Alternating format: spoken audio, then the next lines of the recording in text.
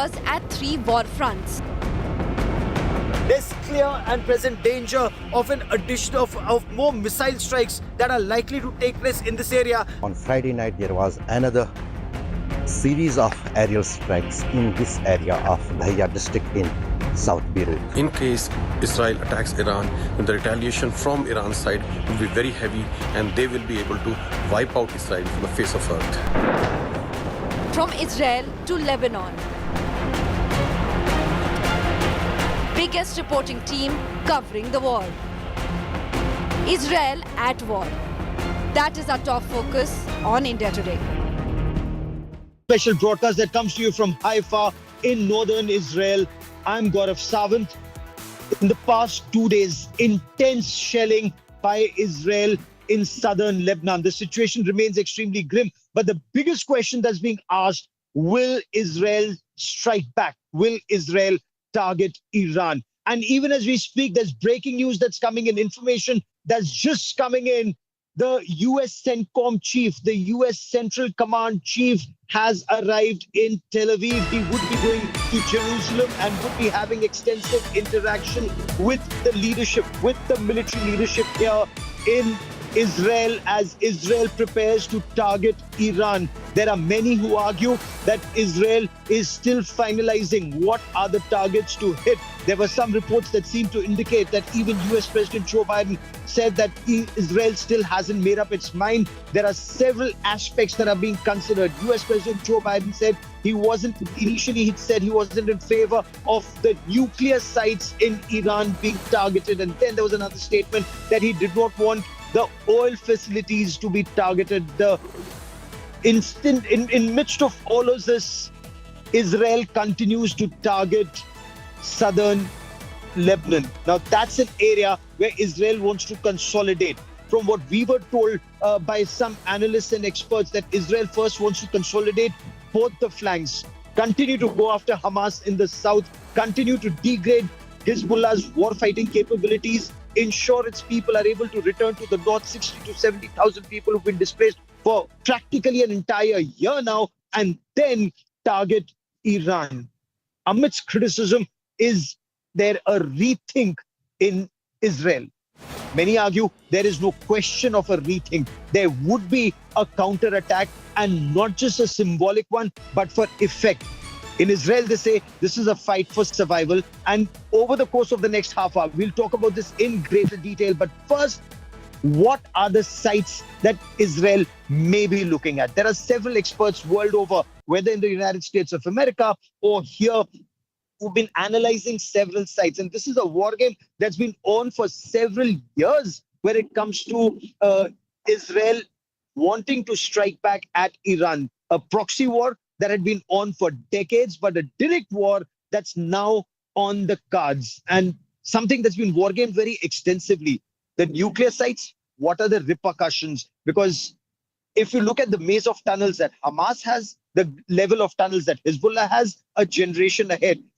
As far as Iran is concerned, it has its nuclear facilities and training centers and research centers way underground. Will it be possible for the bunker busters to take them down? Is there another way to take them down? What are those plans? What are the ramifications if the oil depots and oil fields are taken out? How will that impact not just Iran, but the economy of the region and the world, especially at a time when Iran's supreme leader, Ayatollah Ali Khamenei, has said that the strike back, and perhaps that would include the oil refinery and the gas refinery right here in Haifa, where we are reporting from right now, there would be intense retaliatory strikes. So India Today's Shiv Arur has spoken to a number of analysts and experts to piece together this report.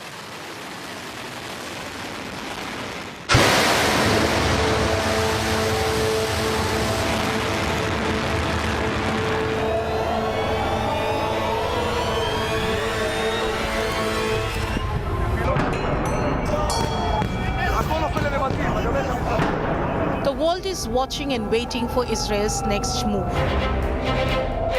How will it respond to October 1st missile strikes by Iran? Will Israel target Iran's nuclear facilities? Well, it's complicated. Without American support, a solo Israeli airstrike on Iran's nuclear installations would be highly risky. Experts say the only Israeli weapon that could possibly do job is the variants of GBU-57, massive ordnance penetrator or the bunker buster. The same bunker buster that was used by Israeli to kill Hezbollah chief Hassan Nasrallah. The GBU-57 is a GPS-guided earth-penetrating strike weapon and is the most powerful non-nuclear bomb in the world. It is designed to destroy underground facilities concealing weapons of mass destruction. This giant precision-guided bomb is about 6 meters long, weighs over 13,000 kilograms and can plow through 60 meters of earth before detonating. Israeli jets could disable the nuclear sites by bombing their air intakes and other supporting infrastructure. Sabotage is the final possibility. In 2021, a power failure apparently caused by a plant explosion struck Natanz's internal power system. In 2010, the US and Israel allegedly also halted Iran's nuclear program with the Stuxnet computer virus. But such attacks did not succeed in stopping its work indefinitely. Bureau Report, India Today. And to give you a 360-degree perspective of what's happening in this region, India Today has the biggest team of reporters and analysts joining you on the broadcast. So we have India Today's Ashraf Vani, who joins us from Beirut. He's been reporting from Lebanon ever since this crisis started. I have Rajesh Pawar, who's joining us from Iran. And with me here in our field studio, if I may, in Haifa, is Forrest Rain Marcia. Forrest Rain is a writer and analyst, a strategist, and has family that's fighting in the north, family right there on the front lines. But I want to bring in India Today's Ashraf Vani first in Lebanon. Ashraf, the Israeli forces, they've mounted a massive offensive in southern Lebanon. We are told that several top leaders, including those who were just emerging as the next rung of leadership, have been taken out. But what's the current situation on ground where you are? Actually, Gaurav, there is not any kind of let-off from the aerial strikes, what are going on since last 3 days, aggressively all across the Lebanon by the warplanes of IDF. And just moments back, I have just heard another airstrike in the suburbs of Beirut. I was today early morning in the Dahia district of Beirut, which was bombed during the last night. There is just so much of fear among the people that no one is now visible. Earlier, there were some Hezbollah fighters who were looking after all the places which got bombed during the night in the early morning. But today morning, I have not seen anyone. That clearly indicates that what kind of fear IDF has created among the Hezbollah ranks. And also, as you said, the top leadership has been already assassinated. And today there is also a claim from IDF that they have discovered some of the weapon depots of Hezbollah on border in the south of Lebanon, the area which they have so far taken in control. They are pushing all those Hezbollah fighters who are on the front line back towards the other areas, and slowly and steadily. But another weapon which has been used for last 1 week now, after the assassination of Sayyid Hassan Nasrallah, the whole rocket barrage which is being fired towards the northern parts of Israel, not only the border side, but also deeper inside, including the Haifa, that has also been intensified by the Hezbollah fighters, by the help of Iran and IRG. So that that's a very interesting aspect that you point out.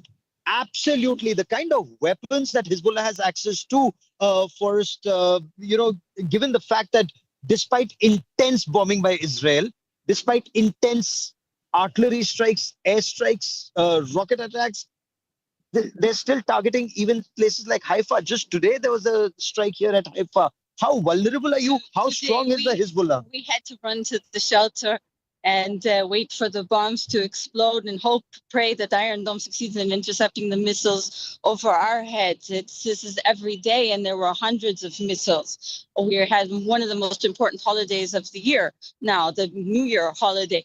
And people were not celebrating. They had to be in the shelter and not with their family in big celebrations outside because of this. Hezbollah is the largest non-state actor in the world, so they have more ammunition than many countries have. So And just they're one very quick large, question that I very want to ask you, and dangerous especially when you have, your family at the front lines in the north, I want to son, understand yes. from you. Is Israel hesitating before striking Iran? The U.S. CENTCOM chief is here. Why are they marking the sites to attack, or is America telling Israel to just tone it down? Well, as a civilian, we don't know what's going on behind the scenes, but we do know that it is very delicate balance between America, between Iran, between the other world powers. China and Russia is behind, and what can go wrong. America doesn't want there to be a World War III. Israel wants to survive, and we need to make sure that Iran knows that they cannot attack us and they will not succeed in killing us, although that is their goal. So it is a very, very delicate balance on how to play this out, and we hope and pray that the people making the decisions make the right decisions. Marcia, for joining me here on India Today for the moment. Many thanks. Forrest, Marcia. I want to say thank you to India Today for sending reporters to tell the truth from our country, because there are many stations around the world that come here and they report here from here and they do not tell the truth. So we really, really appreciate good people from India who are helping and supporting us in just telling the truth. We don't want anything else, just the truth. And thank you very much. Bye, India. Thank you very much. Our aim is to tell the truth, and our aim is to ensure all sides of the story come out, for facts to emerge, and then for the world to make up their minds and their opinion what needs to be done to ensure and prosperity. Something, if we're talking about Haifa, this very crucial port right behind me, it's the India, Middle East, Europe economic corridor that's being talked about, something that will actually bring one, peace, two, prosperity, not just to this region, but across. Something that India, of course, during India's G20 presidency was being talked about, is much, much needed for the world. But through the day today, I was reporting not, but we went up. Our aim was to get to Metula, but that's the place where intense bombing and shelling is going on, and that's a designated military zone. Civilians are not allowed there. I went to Akko, again, someplace where some shells were falling, a couple of kafars and kibbutz up front. Now, these are areas in the north that are directly in the line of fire, and about 60 to 70,000 people have been displaced practically for the entire 1 year.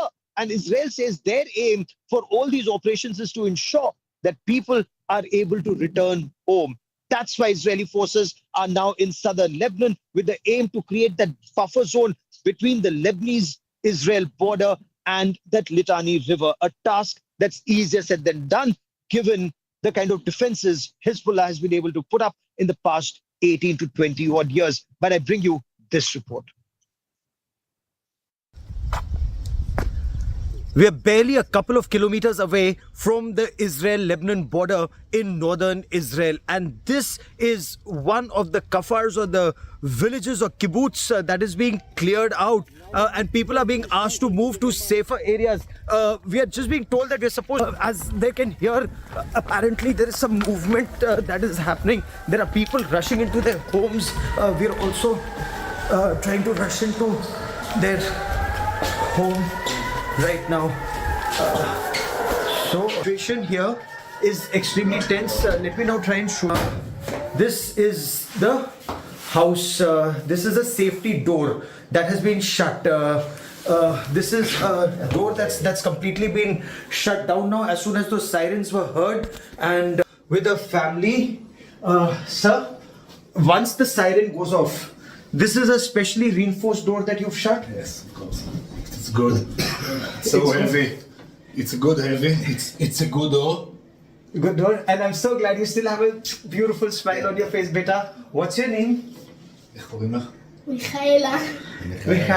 So it's good. Anybody else would have been extremely scared the moment you hear siren. But they're growing up, they hear this often. Every time, every day, it's very hard for them.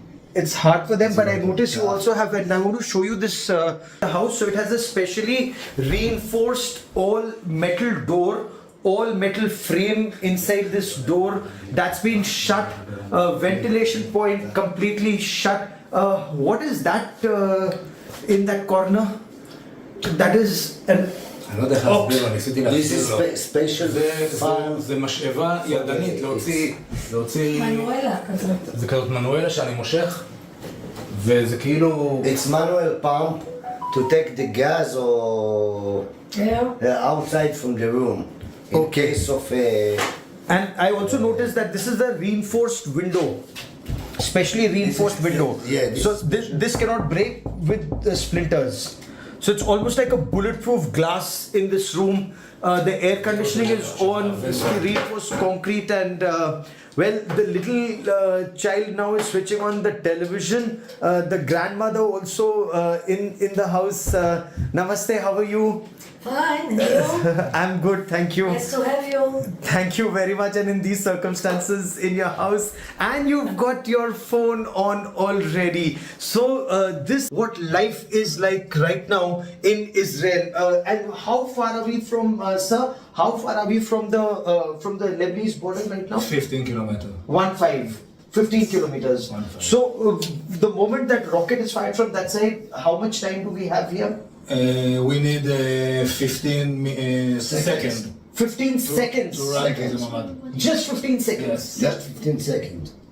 So it takes, you have only 15 seconds to run to this shelter. This is the bomb shelter in this house. It's actually a very well constructed bomb shelter which has specially reinforced concrete walls. Usually if walls are around 2 brick strength, which is about 9 inches, here it's more than 4 brick strength. Yes. It's more, so I think 20 centimeters. 20 centimeters. 20 centimeters is the thickness of the wall. Bulletproof glass, specially reinforced. Of course, they have air conditioning, for oxygen to be resupplied and for fresh oxygen to come in. There's machine, and it's also done manually because if you recall when Hamas terrorists had attacked southern Israel last time, though most houses have this mamad, as it's known as, or this special constructed bomb shelter, they really have to ensure to stay here for several hours. You have food, you have water, you have snacks, you have television, and also power backup till the time security reinforcements can come in. But you're unfortunately always living in harm's way. Gaurav Sawant in northern Israel for India Today.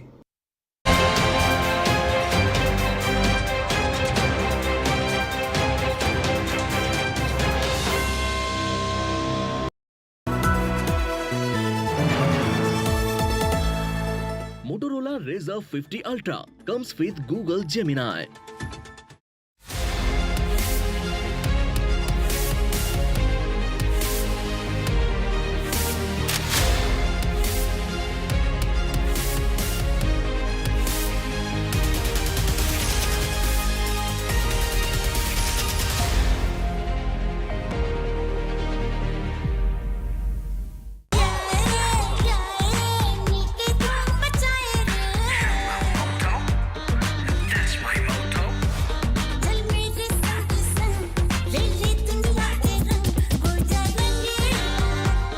Hoja Rangila Re with Motorola's incredible range of smartphones. Hello, Moto.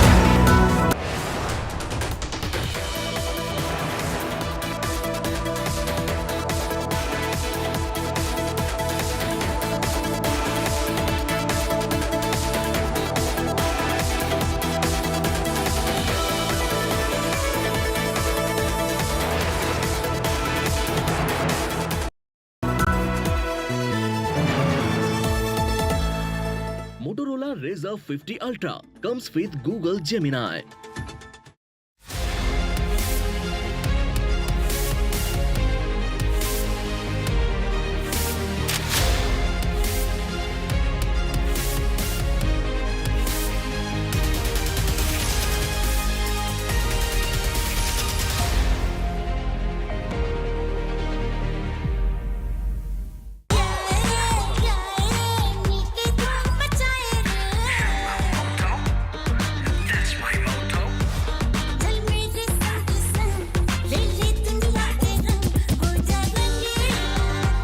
हो जा रंगीला रे with Motorola's incredible range of smartphones. Hello, Moto.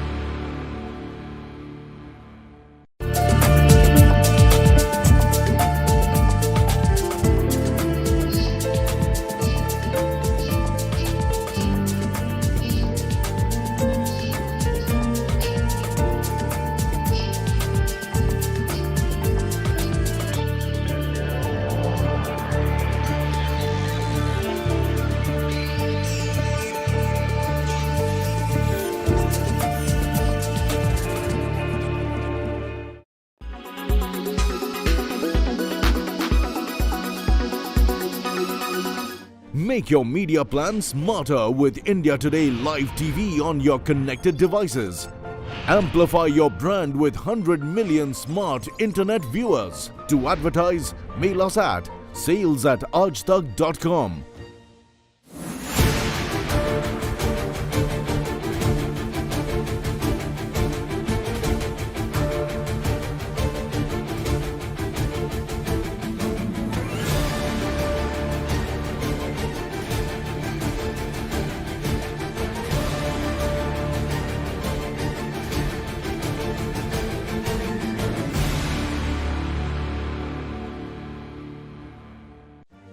Make your media plan smarter with India Today Live TV on your connected devices. Amplify your brand with 100 million smart internet viewers. To advertise, mail us at sales@aajtak.com.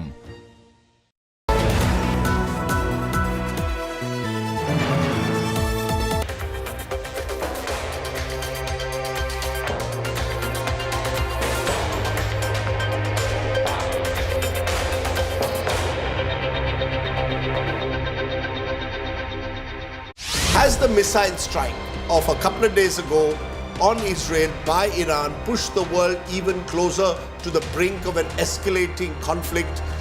It has pushed the region toward stability.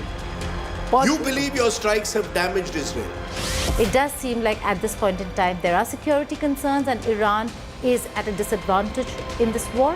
You support Hezbollah? We support Hezbollah and we do not deny that. Will Iran get more isolated as a result of what is happening? Are you worried, as Geeta said, are you being pushed into a corner increasingly? This force has increased popularity of Iran in the region across the world. Indian interests in Iran, how badly can they be affected and what are the conversations you're having with New Delhi? India is an important country, influential country, not only at the region but at the international level. You see 7th of October, sir, as a terrorist act? No, just October 7 was a military operation by a resistance group, not a terrorist act. You accept that Hezbollah's attacks on northern Israel will be seen as an act of provocation? No. India Today exclusive. Joining us now is Dr. Iraj Elahi, His Excellency the Ambassador of the Islamic Republic of Iran to India. Appreciate your joining us here, Dr. Elahi, at a tough time for Iran and the world. I want to ask you straight away, has the missile strike of a couple of days ago on Israel by Iran push the world even closer to the brink of an escalating conflict, a conflict that could involve many more countries in the region? First of all, I would like to thank you, India Today, Gita and Mr. Rajdeep, for this opportunity that give me to talk to your audience.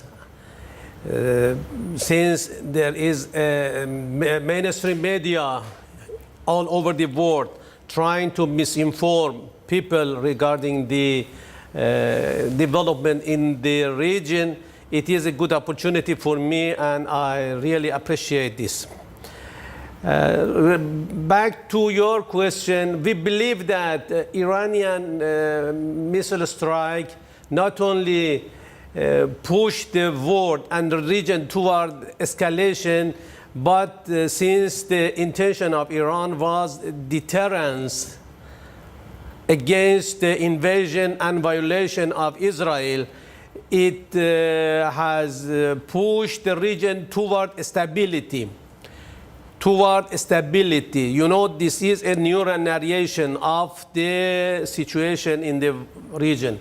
You're saying the missile strike has pushed the region towards stability? Stability and security. How? Yeah, it's a good question. Very good question. You know, since the beginning of establishment of Israel in the occupied territory of Palestine, they have expanded their territory day by day, step by step. They have invaded different sides of Palestine. They have pushed Palestinians to leave their homeland. They destroyed by bulldozer, by different instruments, the houses of Israeli Palestinian, and nowadays even Gaza was Palestinian pure area which was populated by Palestinian. Now is nothing has remained in Palestine, in Gaza. Even in West Bank, they have occupied different parts of the West Bank. So comparing the current portion, Palestine, territory Palestinian, even the Mahmoud Abbas state territory to the 1947, 1963, 1967, 1973, nothing has remained for Palestine. So no one has stopped Israel from expansion. Expansionism of Israel has no limitation. So somebody should stop Israel from this. Yeah. But Ambassador, how do you think Iran's missile attack will stop Israel? Israel has just said that they are going to retaliate. Biden might have come out and said, do not attack Iranian installations, nuclear installations. But all that talk has fallen into deaf ears when it comes to Netanyahu. Why do you say that Israel is going to stop, or it's going to deter Israel? You know, Israel does not understand, is not committed to the international law. It has proven that it is not committed to international law. Genocide in Gaza has shown and proved to the people that Israel do not pay any attention to the human principle, ethics. So it just understand the language of force. So they might retaliate. Israel did not see anything in front of itself. It occupies Lebanon, in South Lebanon, even in Sabra and Shatila, inside Beirut, capital of Lebanon. They killed too many people in Sabra and Shatila camps. But when Hezbollah appeared, when Hezbollah got enough strength to push them back, they withdrew their forces from Lebanon and they went back. Of course, still there are some parts of territory of Lebanon is under occupation of Palestine, of Israel. But you believe your strikes have damaged Israel? We believe that. First of all, we had no option just to retaliate the invasion of Israel on sovereignty of Iran because of assassination of Ismail Haniyeh inside capital of Iran. This is the reason the reason of our intention of our operation. This is something which should be clear for you and for your audience. This is one thing. Secondly, we targeted military and intelligence installation and structures of Israel, which affected its capability. Of course, Israel has support of United States. As you know, the new bombs which is used and deployed by Israel recently has been submitted to Israel by United States. Ambassador Elahi, let's just come back to the war. Yeah. Right now, if you look at the war, it seems like Israel does have an upper hand because Iran has suffered great losses. Ismail Haniyeh being killed or assassinated on Iranian soil. It was painful Hassan for Iran. Nasrallah in the Hezbollah headquarters in Beirut or suburbs of Beirut. Qasem Soleimani having been assassinated, and the top rung, second rung of the Hezbollah decimated. Right now, in this war, it doesn't seem like Iran has much to show for in terms of capability. Netanyahu said he can reach the heart of Tehran. It does seem like at this point in time, there are security concerns and Iran is at a disadvantage in this war? We believe that this is not the first time that Israel has threatened Iran. This is not first time. And the assassination of General Soleimani, assassination of Ismail Haniyeh, loss of Hezbollah, Secretary General of Hezbollah, Hassan Nasrallah, are painful for Iran. But you know, our main concern is our national security, our national interest. You know, despite they are saying that they are accusing Iran that Iran is supporting its proxy. We do not have, of course, we support the resistance group. Resistance group is acceptable in all international law. You support Hezbollah? We support Hezbollah. We do not deny that. We have not denied that. At the high-ranking level, Iranian official said that Iran is supporting Hezbollah. Iran is supporting resistance group in the region because they want to liberate their homeland. It is according to international law. But, you know, the definition of terrorist is not, they are defining terrorists as they want. There is a double standard. There is a double standard. Assassination of Ismail Haniyeh inside Iran by explosion or missile or anything is not terrorist act. It's terrorist. But why many countries did not call it terrorist? Why many countries did not condemn this?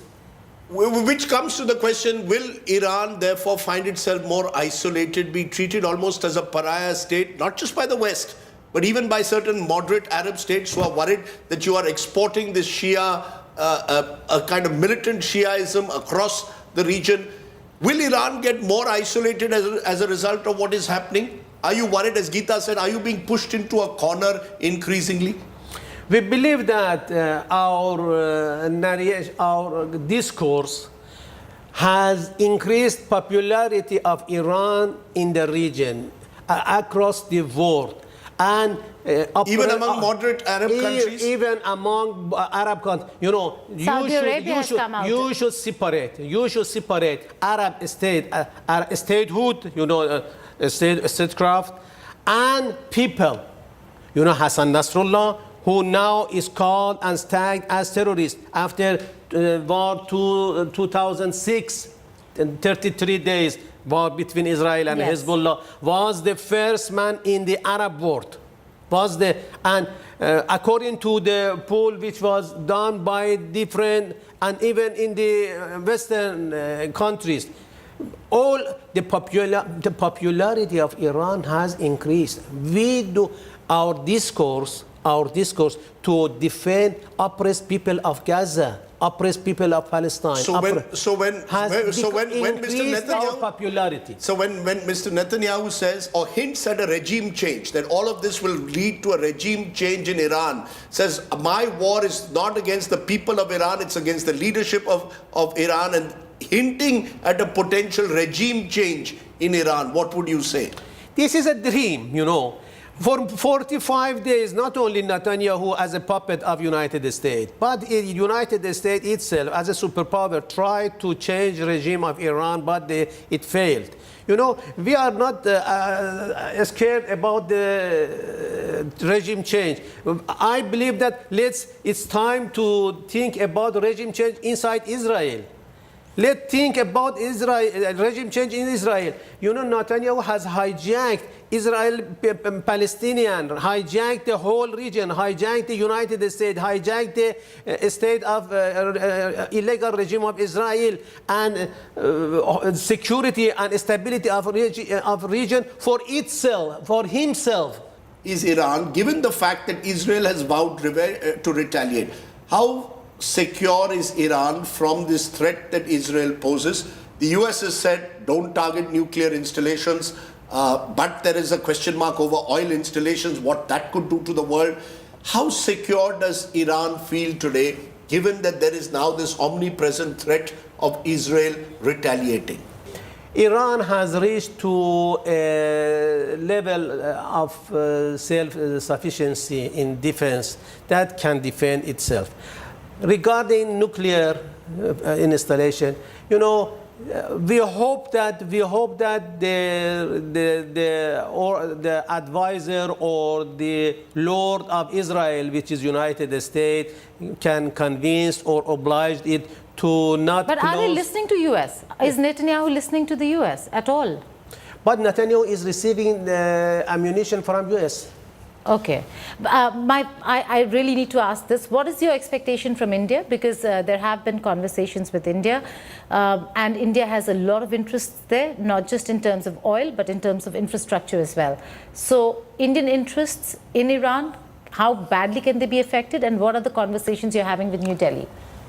Since the beginning of the tension between, you know, this recent tension between Iran and the region, I explicitly and occasionally mention that India is an important country, influential country, not only at the region but at the international level.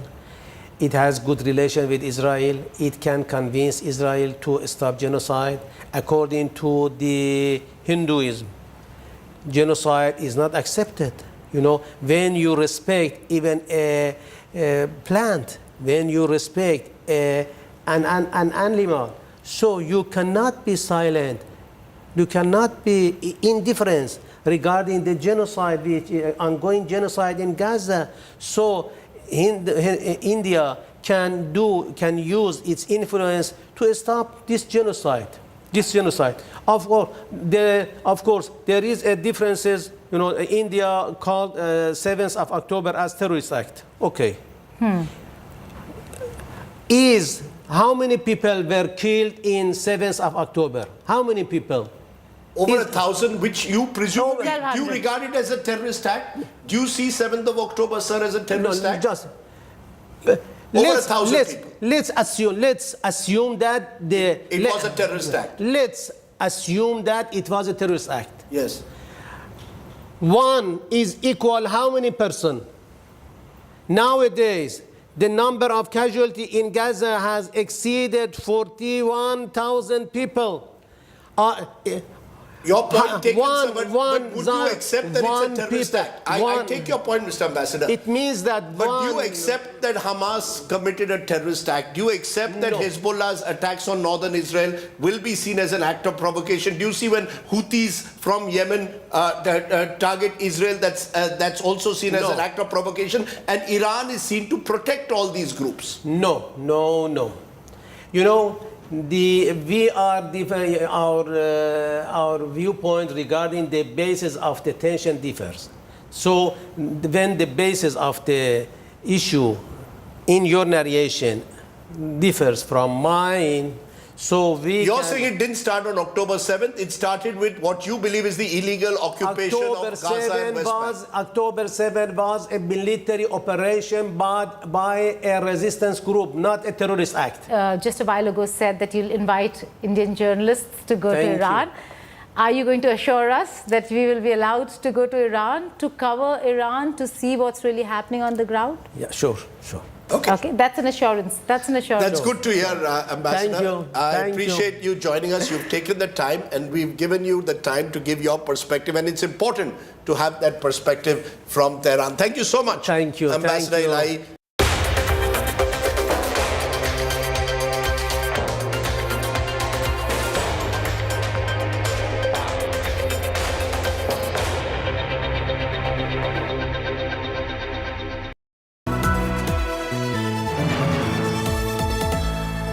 Motorola Razr 50 Ultra comes with Google Gemini.